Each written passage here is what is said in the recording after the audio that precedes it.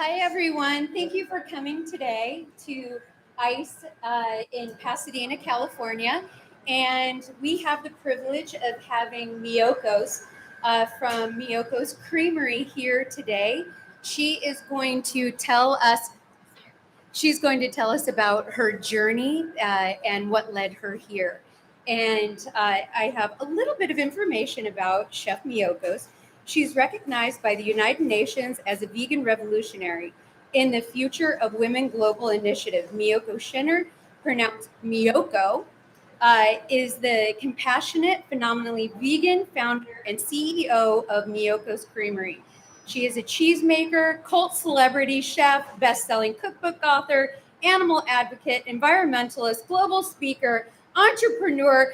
So much. I don't know more. who wrote that. I have no idea. I can't wait to hear all about it.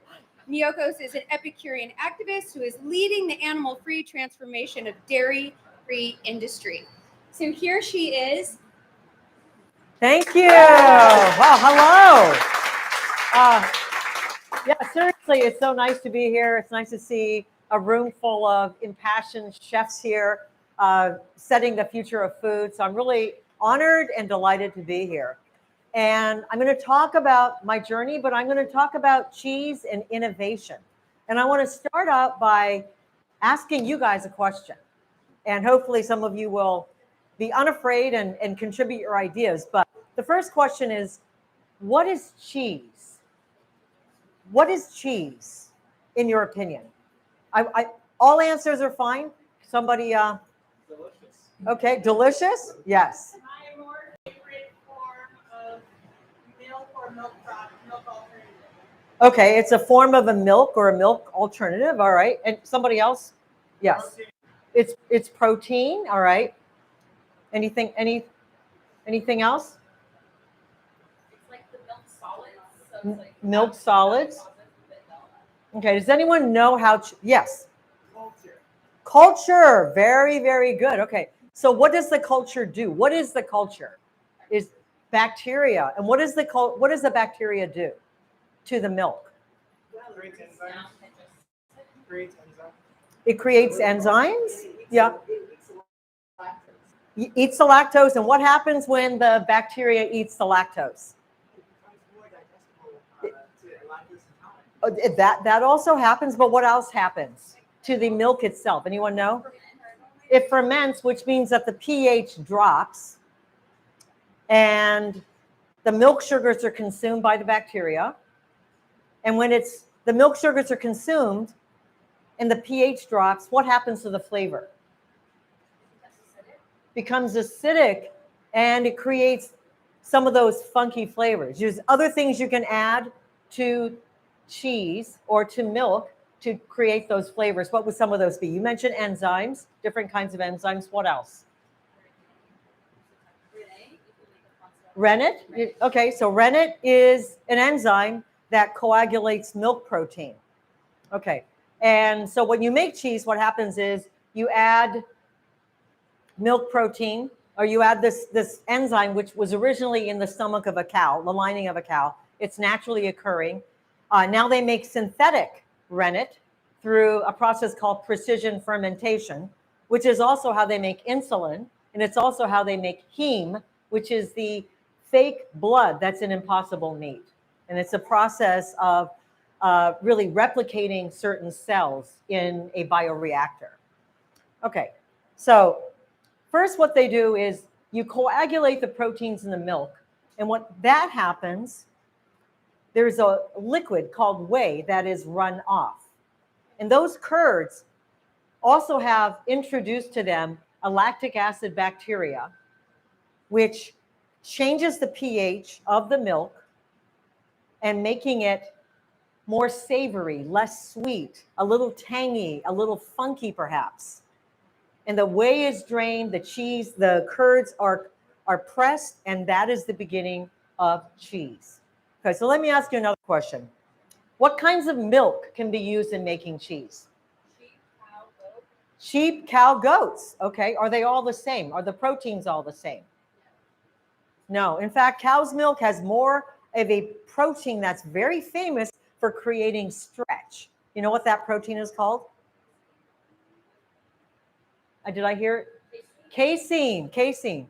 And there's 90% less casein in goat's milk, which is why goat's milk cheese doesn't stretch. So goat's milk cheese is one type of cheese. It can never be cow's milk cheese. It just tastes completely different.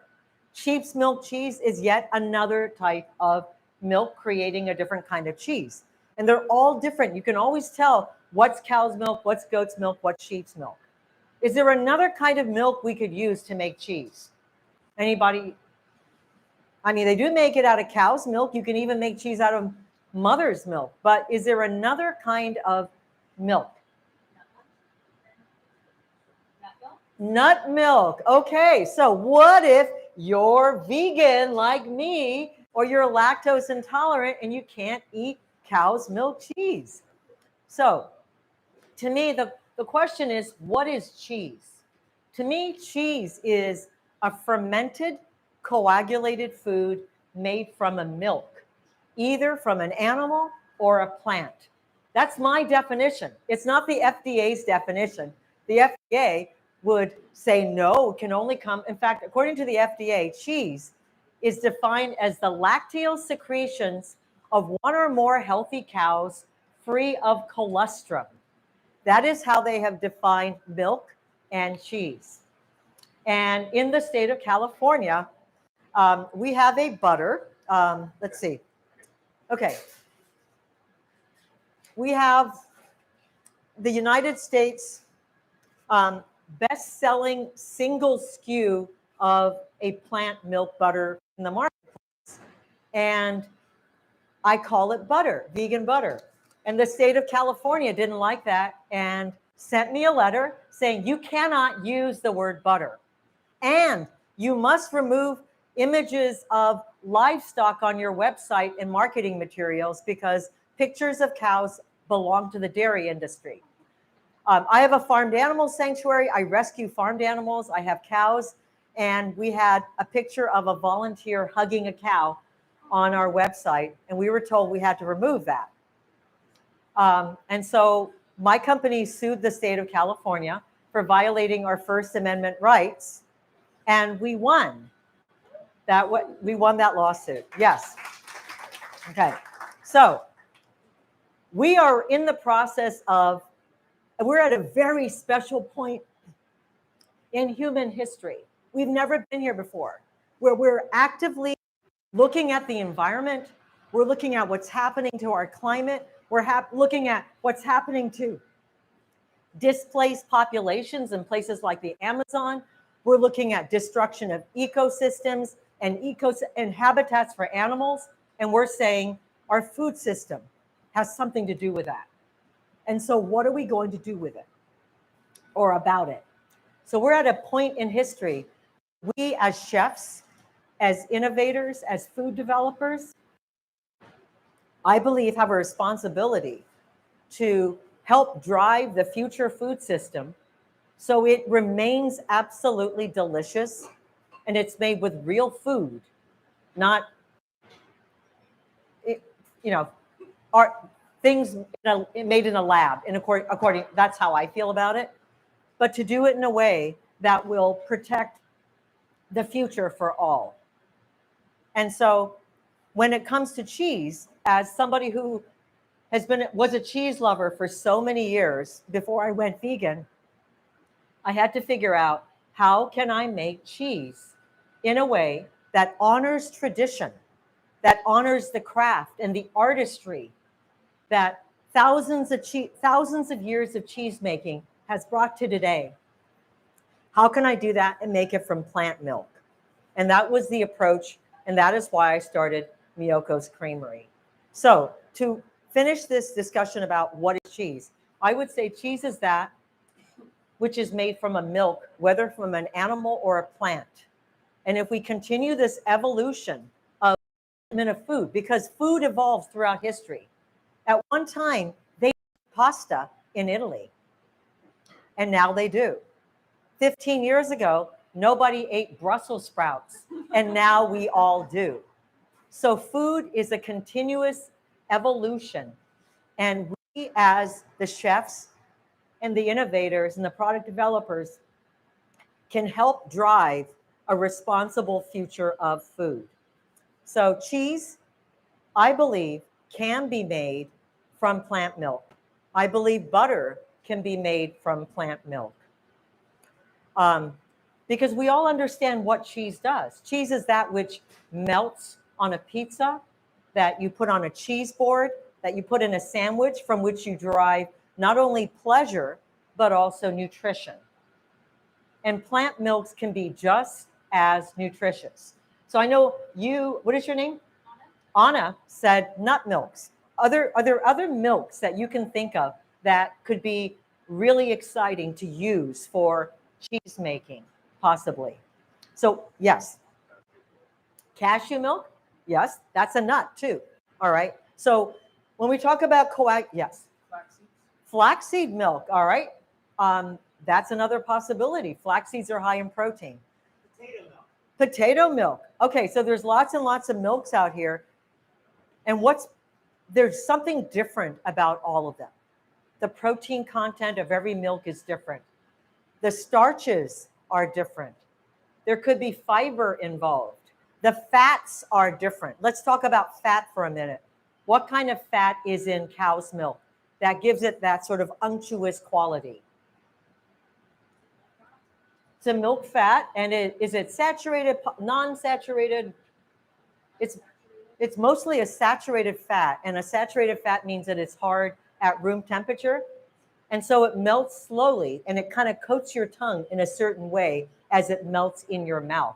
It requires a certain degree of heat in order to melt. So there's saturated fats in the plant kingdom as well. There's coconut oil, which is a saturated fat.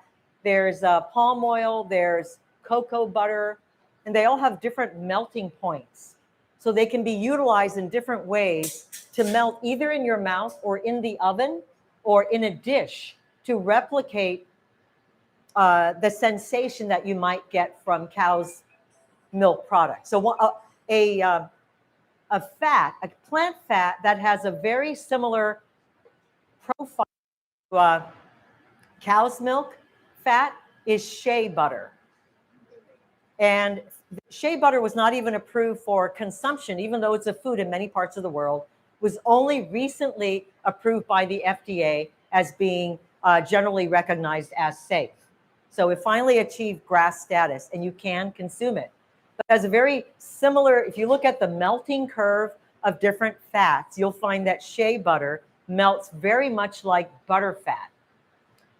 And now we can start using it. So we've started to experiment with it at Miyoko. So these are all the kind of things that you want to think about.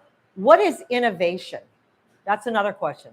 When you think about, if you accept the fact that cheese can be made from a plant milk, and you were told to make a cheese, how would you go about thinking of it? How would you approach that?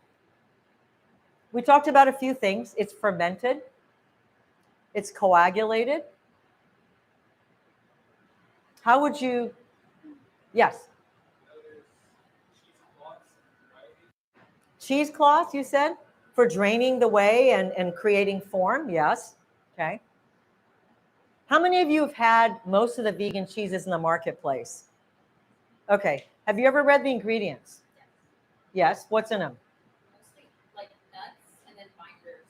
So most of the time I'll see like a plant-based, like whether it be cashew or almonds, or I haven't seen pecans, but I have macadamia nut cheese before too. A lot of times there's binders or fillers like to make it behave like cheese does. Okay, so Anna just said that she's seen cashew, macadamia, almond, I can't remember, cheeses. And they usually have some sort of binder, like a starch, to bring them together.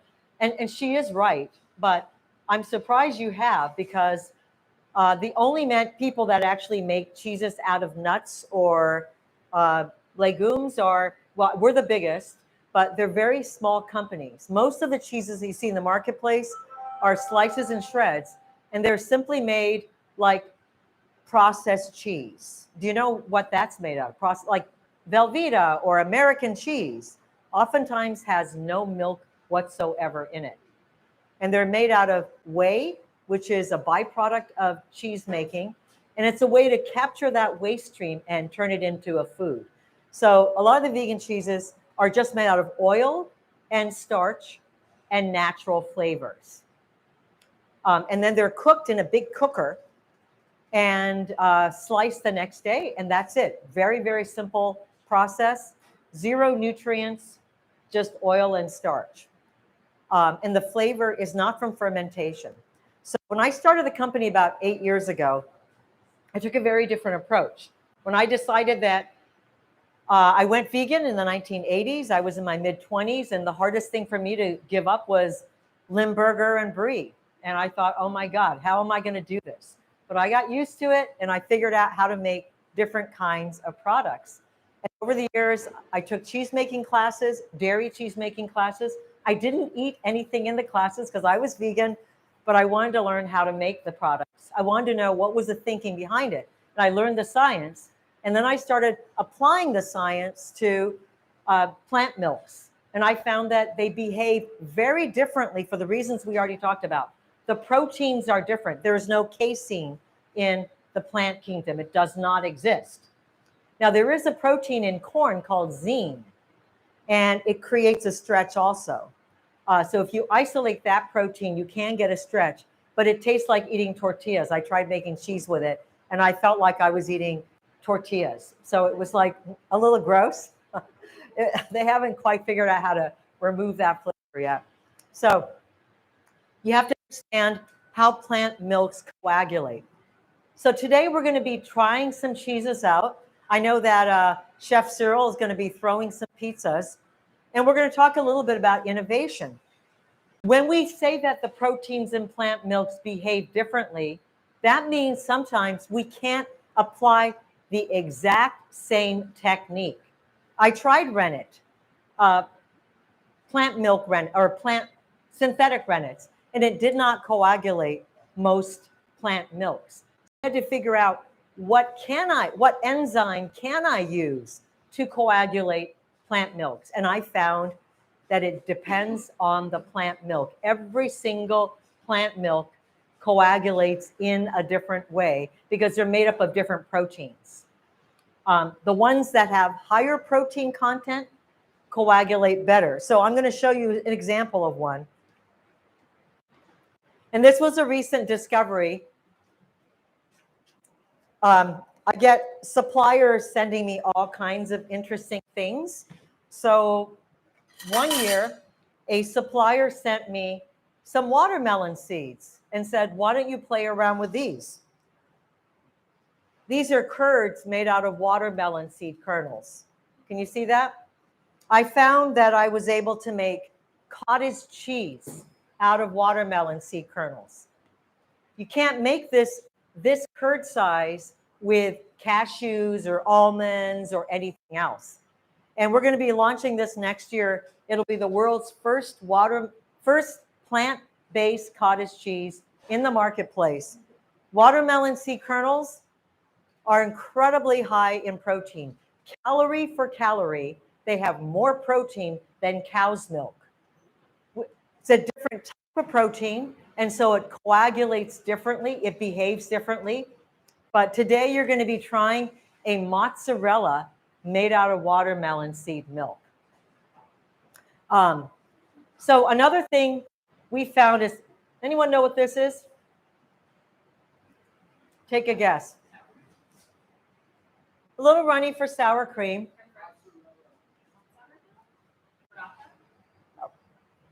It is mozzarella. It's our new liquid vegan pizza mozzarella.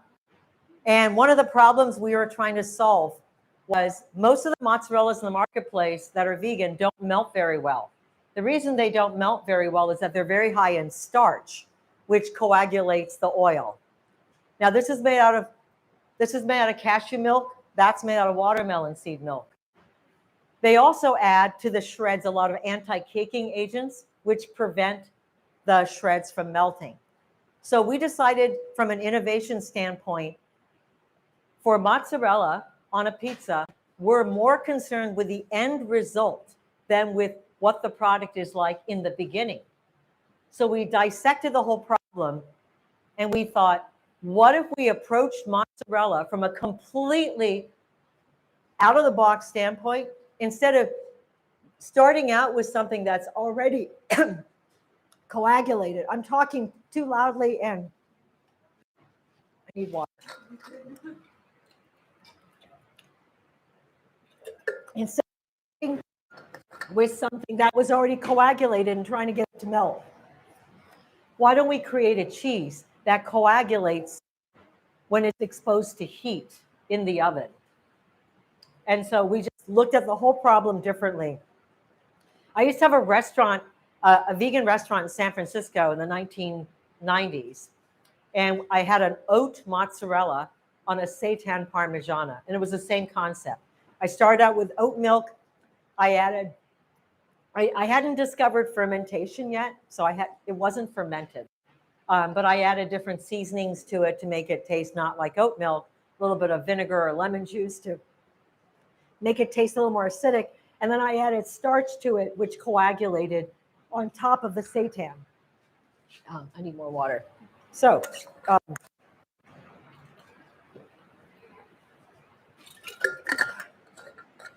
okay, I think that's better. I'm going to modulate my voice so that doesn't happen.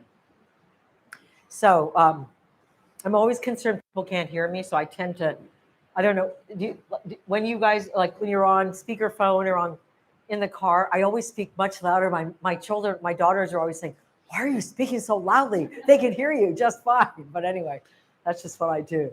So anyway, so we just took the problem apart and decided, let's make a cheese that starts out liquid and coagulates in the oven.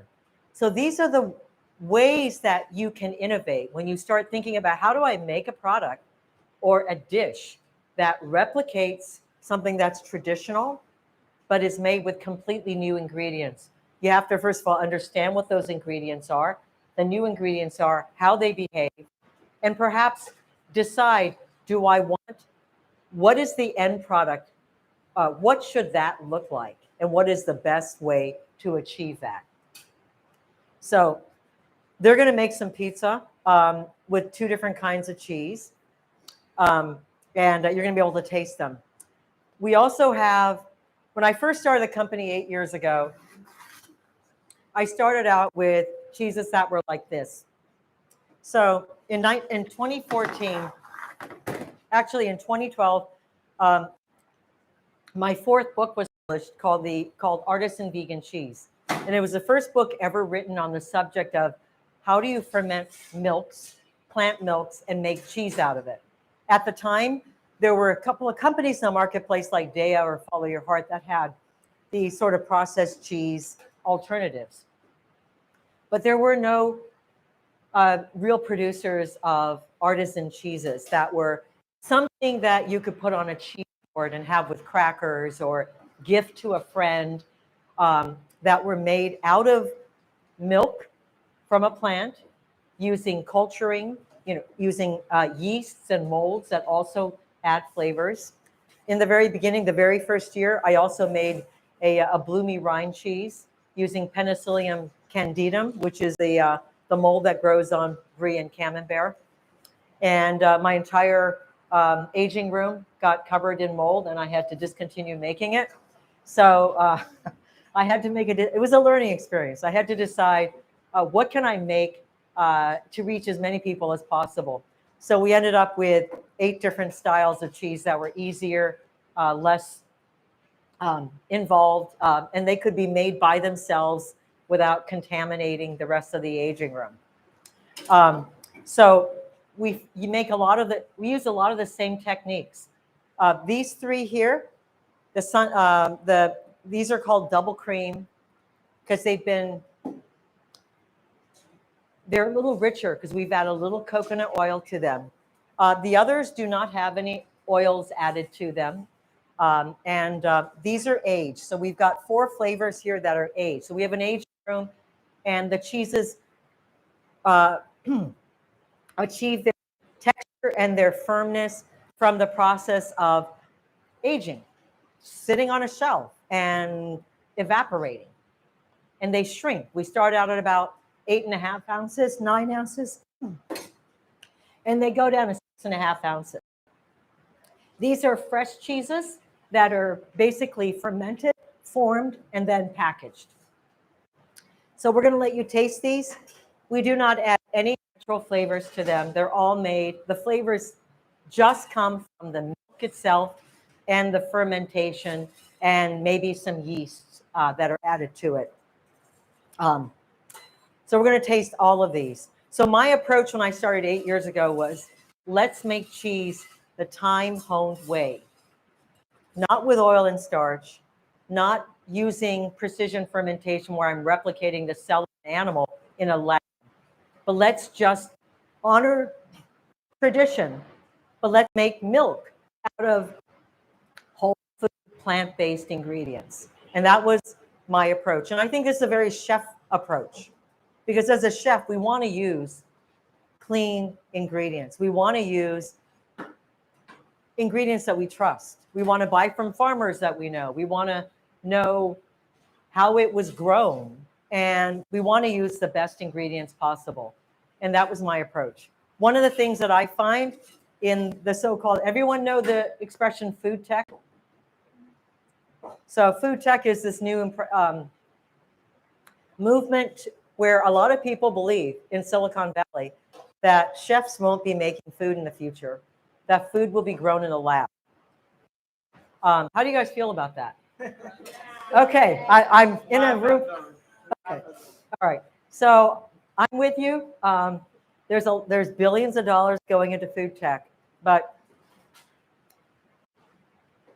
if we just eat foods that grow from the ground, we can reduce the actual amount of land that is dedicated to farming globally by 80%. How many of you know how much of the United States is dedicated to animal agriculture, either for grazing or growing crops for animals? How much total land mass of the United States? Anyone? I think 5%. 5%? Okay, anybody else? 20%? 80%. Not quite 80%, but it's almost 50%. And there was an article in the New York Times about it. There was a researcher named Dr. Joseph Poore in Oxford, and he did the world's largest analysis study of different types of farming. So today we know about organic, we hear about regenerative, we hear about rotational grazing, we hear about all this. And he did the largest study ever on all the different kinds of agriculture in the world in 240 countries, and he studied something like 20,000 farms. And he found that if we have a global shift to more of a plant-based diet, we could save total land for growing our food by 80% globally. In the New York Times, they said that if America just stopped eating hamburgers tomorrow, we could grow all the food that we need for us to eat in the size of Iowa, I think it was Iowa, Idaho, and Ohio. That's it. That is all the land we would need. What could we do with the rest of the land? National parks. Affordable housing. Probably don't need that much. But we could rewild it. We could grow forests. And what happens if we do that? It's a huge carbon sink. And that is one way we could start actually reversing climate change. So there is a huge amount of power on your plate. There is a huge amount of things that you can do to actually help reduce climate change by changing what you put on your plate, what you consume. You don't have to go vegan overnight, but you might want to just incorporate more plant-based meals in your diet. Start offering more of a plant-based menu on your restaurant, at your restaurant. Do meatless, whatever, but whatever you can do to reduce the amount of animal products consumed will help everybody on this planet, not just you, not just your health. It will help the entire world. So this is what I've been working towards. They're going to be serving pizza now. So this is really interesting. I'm going to just shift gears for a minute, and we're going to talk about the food here. Chef Cyril, do you want to tell the students here what you've observed in the difference between the cashew-based mozzarella and the watermelon mozzarella when you bake it? So that's the cashew, right? Yes. So the cashew really turns like cheese, turns out like cheese. You gotta bake it a little longer than you would on regular cheese, like mozzarella, let's say. But it caramelizes, or it gives that protein, that brown protein color, the exact same way as mozzarella does. The other one, it's a little longer, less caramelization, but the stringiness of, we all like pizza for this, a big string of cheese. You're gonna find that from The watermelon seed one. seed. So I was thinking maybe we should mix both. Yes. Yeah, I think you should eat both. And so I like to describe the cashew like a buffalo style mozzarella, and the watermelon seed one sort of like a low moisture mozzarella that you might find at an average American pizzeria. So they're both different. They taste different, but when you take, you're not gonna get that, that funny aftertaste you get from natural flavors that are added to a lot of vegan products. You won't get that because there's no flavors added. The just comes from the fermentation of the watermelon seed milk or the cashew-based milk. So it's super interesting. Which one are you passing out now? That's the cashew? Okay, the cashew one is coming around. I saw some people back there eating. Is that the cashew-based one? Was it brown? Is it little brown spots? You don't remember? Okay, I think this is the cashew-based one, so give that a try. This is the cashew. Okay, and then he's going to cut the watermelon-based one, and you'll be able to taste that in a minute. Let me know what you think. How many of you have had, I know some of you raised your hands, how many of you have had pizza made with vegan cheese before? Okay. What do you like about it? What do you not like about it? Any?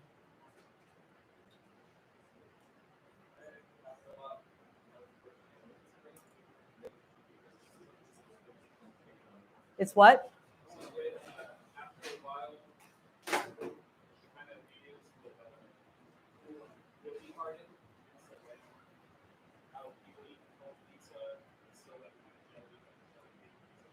So it doesn't fully melt in some ways, sort of. It's what? It would release too much moisture. Releases too much moisture. Okay. It's watery. Depends on. It depends on the brand. They're all slightly different. It tastes like plastic. Is that what you said? The weird aftertaste is from natural flavors.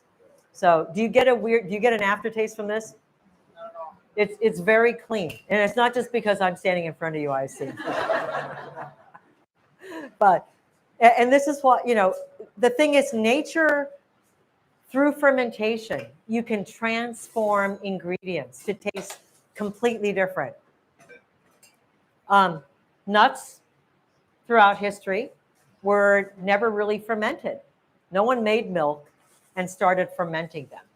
So if you think about how many hundreds of years humankind has had to learn about fermenting cow's milk, this new evolution of making products out of fermented milks from plants is only like 10 years old, 10, 15 years old. There is still so much to understand. There's no way that we can say we understand everything about fermenting cashew milk or fermenting almond milk or watermelon seed milk or oat milk, because every single one of those milks ferments in a different way. They hit different pHs. We have a library of hundreds of bacteria. And what we've done is made milks out of, let's say, one ingredient, like cashews or watermelon seeds or oats. And then we'll make like 30 of the same milk, and then we'll try 30 different cultures. And depending on whether it's mesophilic or thermophilic, meaning the bacteria likes cooler environments or warmer environments, and the types of bacteria, every single milk will taste different. Some of them up like yogurt, some will not. Some will have nice dairy notes, some will just become acidic.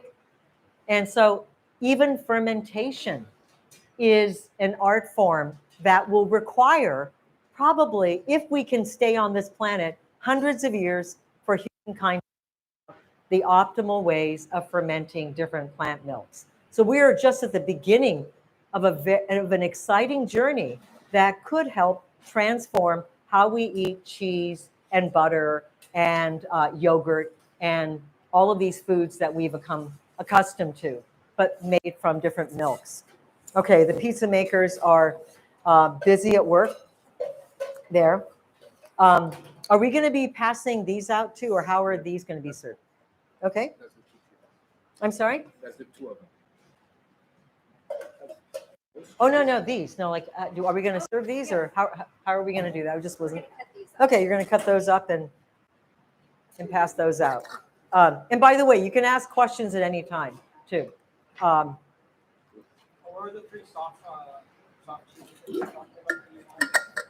We have one that's flavored with garlic and herbs, one called double cream chive, and we have one more called sun-dried tomato.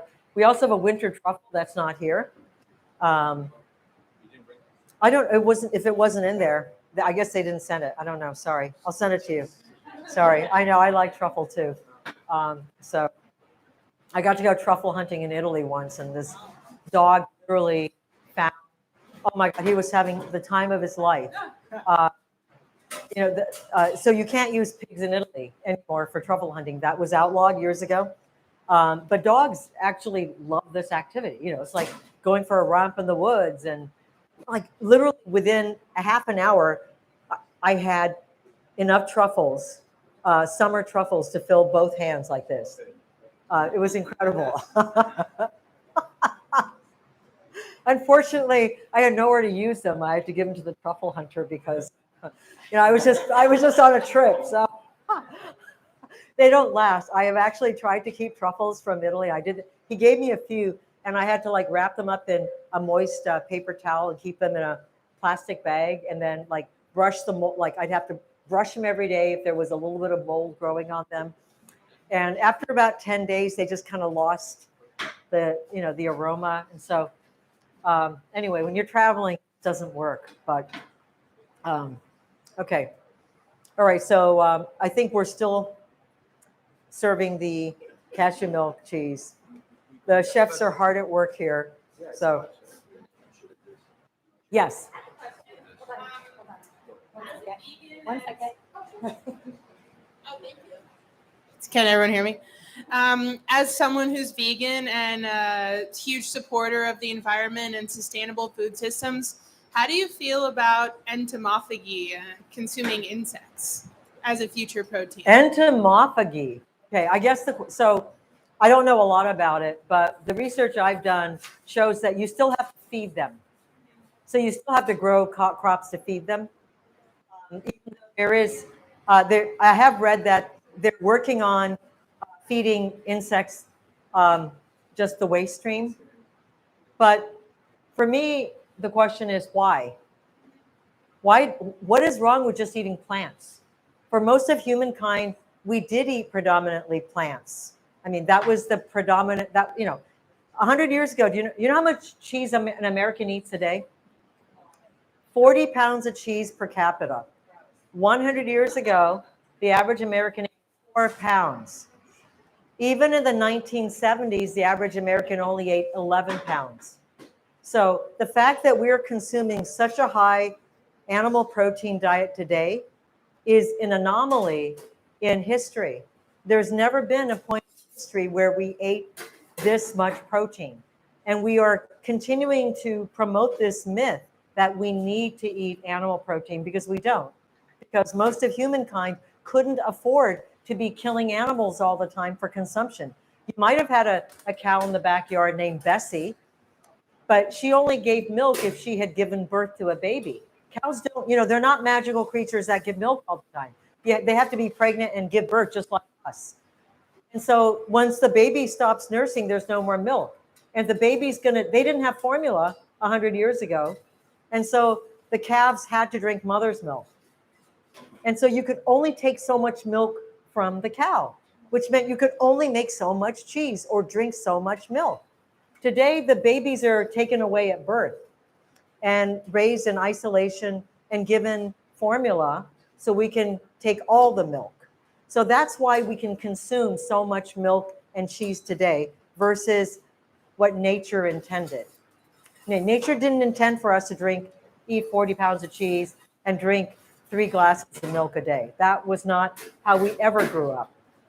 So we can go back to eating the way humankind ate for most of human history and help reverse chronic disease and chronic disease of the planet, which is even a bigger concern because we are killing this planet at a rate that's absolutely incredible. So, insects, my question would be, why? I mean, hey, plants are pretty damn good. I mean, what's wrong with pasta? What's wrong with paella, with vegetables? And there's a lot of great traditional dishes made out of just legumes and grains and nuts and seeds and vegetables. And I think it's so exciting that chefs today, Michelin star chefs, Dominique Crenn, that's how I met Chef Cyril at a Dominique Crenn event.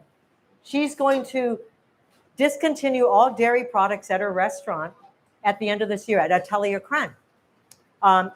In December. That's going to be the end of dairy for her. She's already gotten rid of beef, and now she's getting rid of dairy because she went to the Amazon and she saw the destruction of the Amazon because of our need to create grazing land and growing crops for cattle. So she's look at what happened at 11 Madison. Single thread opening up.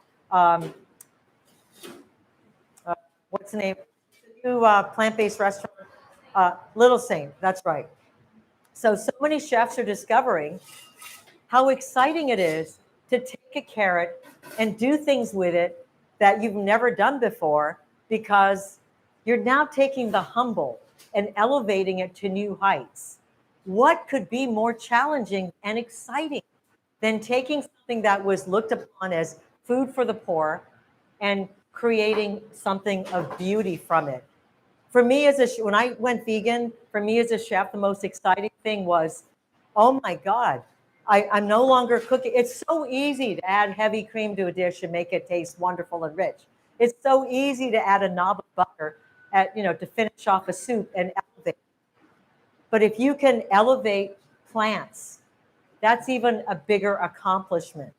And so that's the challenge for each and every single one of you, to tap into your own creativity and figure out, how far can I take the plant kingdom?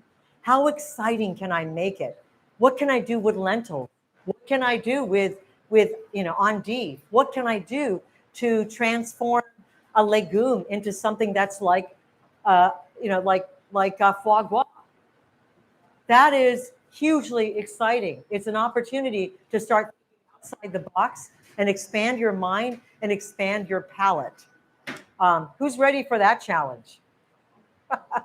Good. All right. Yes. Well done. Thank you. You mentioned taking something humble and raising it to new heights. And it reminded me of the cookbook that you wrote, Now and Zen Epicure. That's like 40 years old. it didn't seem like that to me. It was 30 years old, yeah. And I guess, what was timeless for me about that book was how you mentioned that kaiseki ryori is something that kind of influenced your recipes in that particular book. And I thought to myself, yes, I love this kind of cooking where you're using a traditional cuisine, not serving huge clumps of food at one time like Americans do, but instead taking little bits and serving it one course at a time. And I wonder if you took any of that influence from kaiseki ryori and shojin ryori to the formulation of your butter and your company and how you conduct your plant-based life today.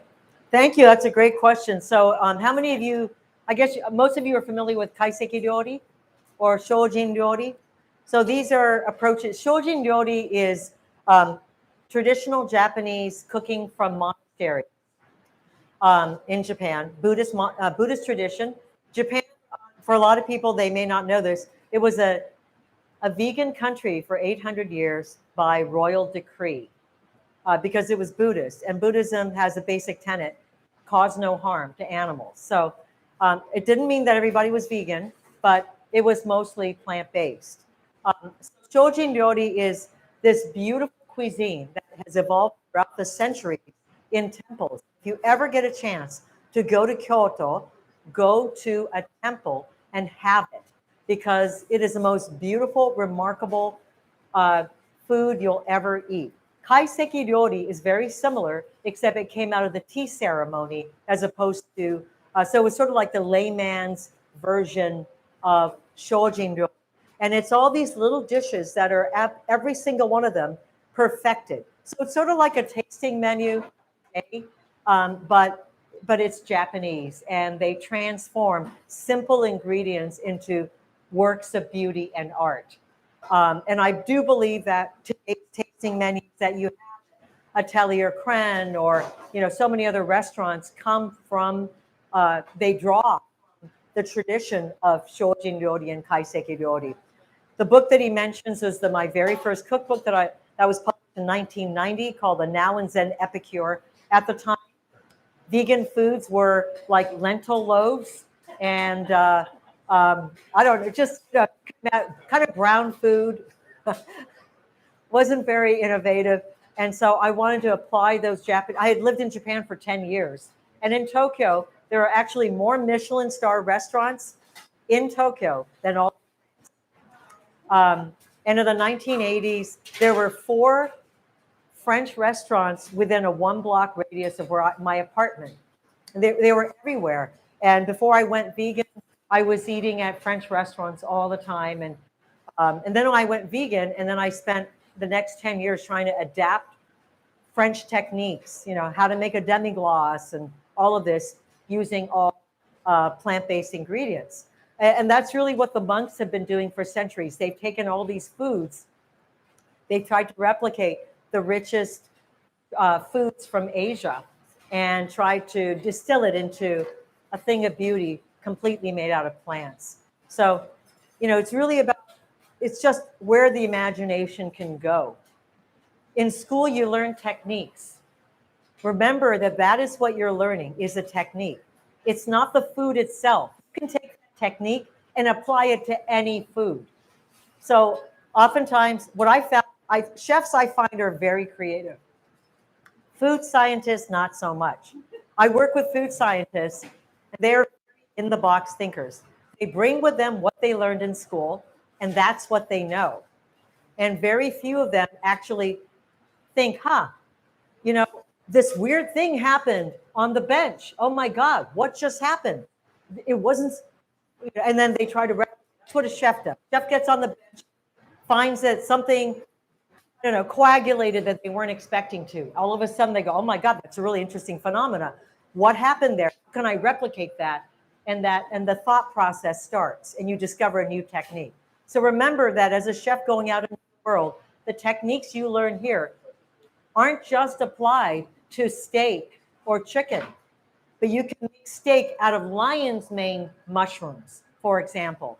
You can apply those techniques in interesting ways to plant-based ingredients and find that you've just elevated these humble ingredients that you spoke of. Okay, this is, oh no, but do they know which one they're eating? No. Oh, okay.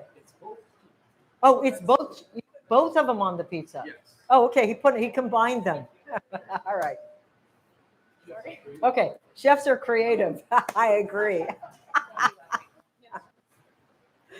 So, how many of you are going to go on and start a restaurant or go work in a restaurant? How many like, or in how many? I'm going to ask the second question is somebody interested in the food business? So, how many of you are restaurants?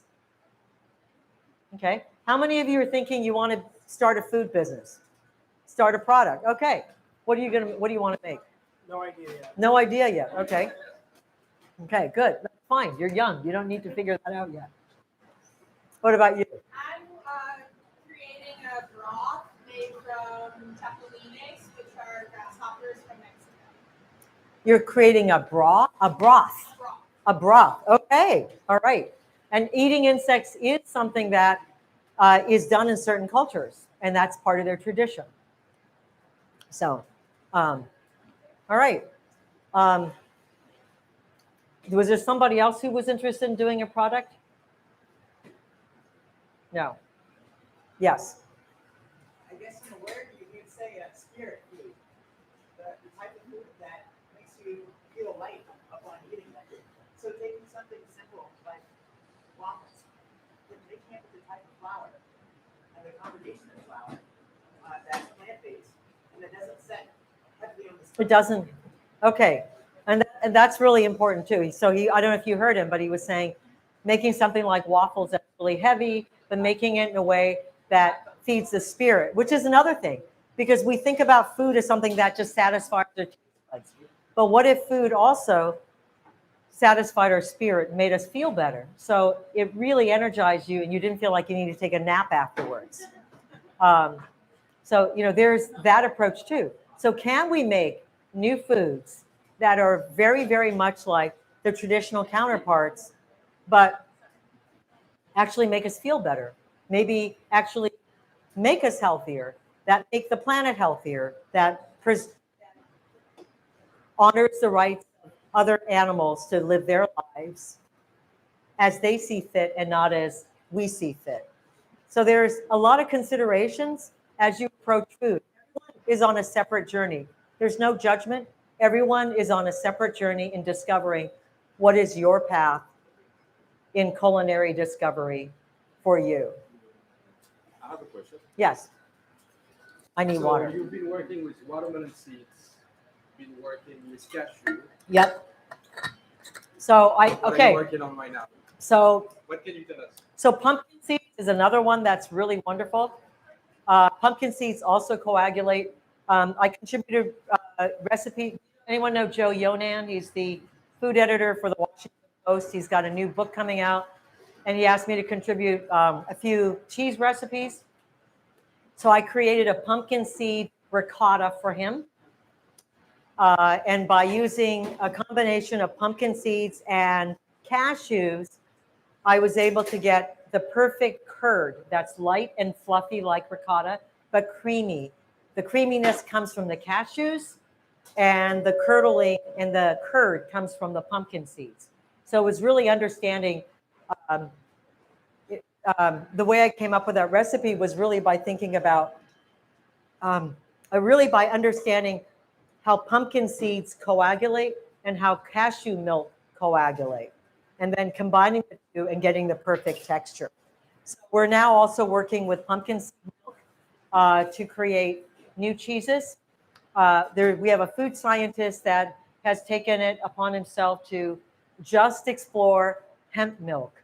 And he is making all kinds of cheese and products out of hemp milk right now. Hemp milk is also high in protein. It's also high in omega-3s. It's very funky in flavor. It's really kind of interesting. I see more like Limburger type cheeses coming out of hemp, etc. So I don't think we have one here today, but we also have cheeses that we have aged for 18 months and that achieve a texture like Parmesan. Very robust flavor. That happens through lengthy aging when the proteins break down over time and they release these these amino acids that create all these flavors.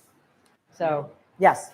Guys, you have 5 minutes left to ask me some questions, and after that you can borrow her if you want. Oh yeah, But we need to go back to class. And then we have butter and cottage cheese. Do people whatever are we tasting? Do you see the energy? It's insane. Can we actually? I mean, it's not really a question, but it is. Could we actually try some of the products you have here by themselves? Yeah, absolutely. I mean, do we want to just put them up here for people to try, or Yeah. okay, maybe get the butters out and Yes, chef. yeah. We have another question over here. Mm-hmm. Hi. So how do you develop flavors for your products based on the kind of milks that you choose? So it's all that's a great question. The question is, how do I develop flavors for products based on the molds? Well, not everything has a mold in it. Most flavor driver is from the fermentation process, which is bacteria. Bacteria eating whatever sugar is in the milk. So, for example, like with watermelon seed milk, very, very low sugar content. It's very hard to ferment it. Took us a long time for us to find the right culture to ferment it, to let it develop flavor. Cashews, lots of sugar, available sugar, very easy to work with. It's really just playing around with as many cultures as possible on the milk and testing the flavor development. How do the milks impact the flavors that you How do the milks impact the flavors? It's just like between cow's milk, goat's milk, sheep milk. Every single milk has different characteristics. And so, it's going to be different. Yep. Pizza and butter. There we go. All right. But so what he's passing out right now is the oat milk butter. And then our best-selling butter is the cashew-based butter. The oat milk butter has a higher water content. You can't bake with it. It's really more for spreading. Everybody eats butter on a spoon every day. That's what we eat, right? But this is great for baking, for laminating doughs, for browning. The browning action, the caramelization happens because there's actual sugar solids in it from the cashew milk that's absent in margarine, which is just water and oil. That makes sense. So, any other questions? I know I tend to yak, so sorry. I get off on, yeah. You had another question?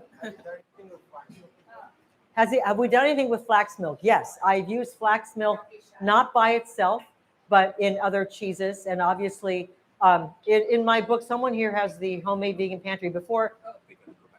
Okay, you have to go back to class. There's a recipe for, now aquafaba has been discovered, but there's a flaxseed egg white recipe in here. You can make meringue out of it.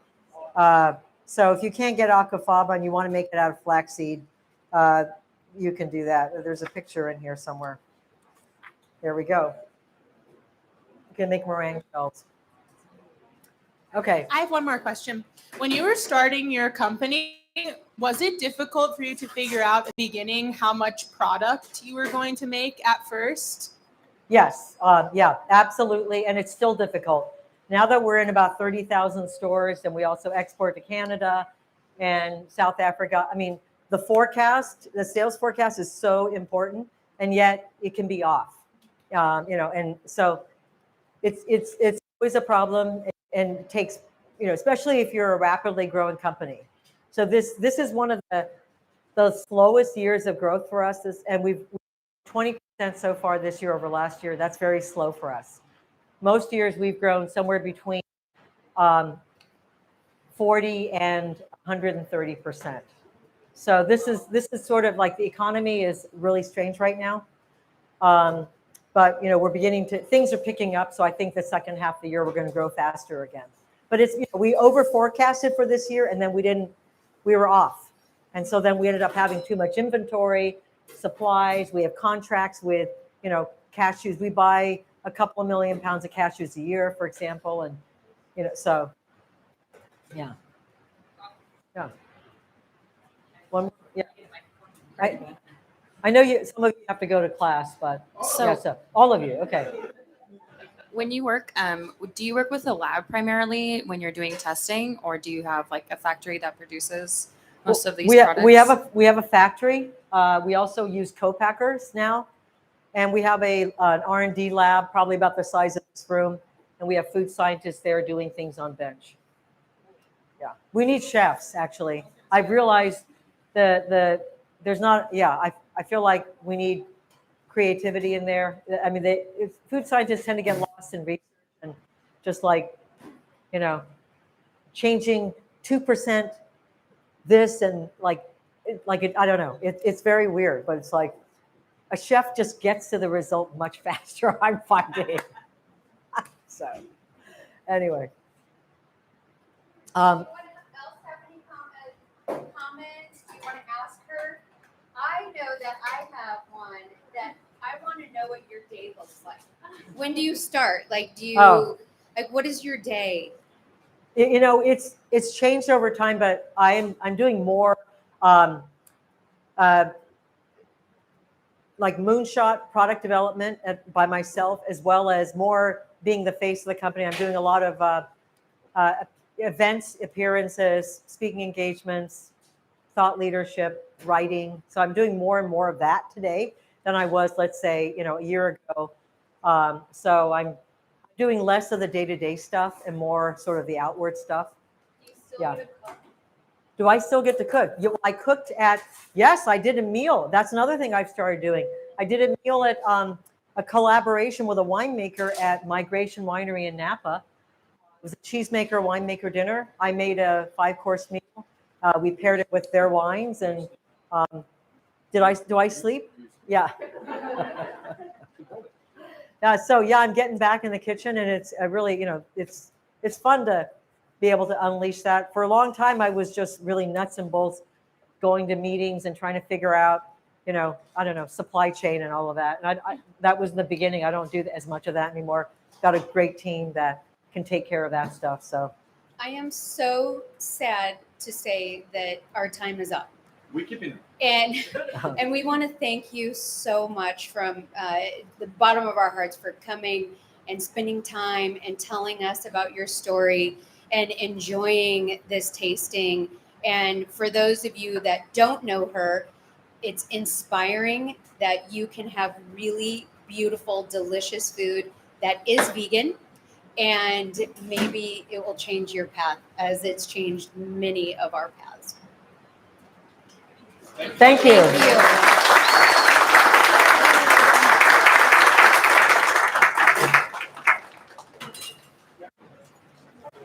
All right, you guys are late for class. Off with you.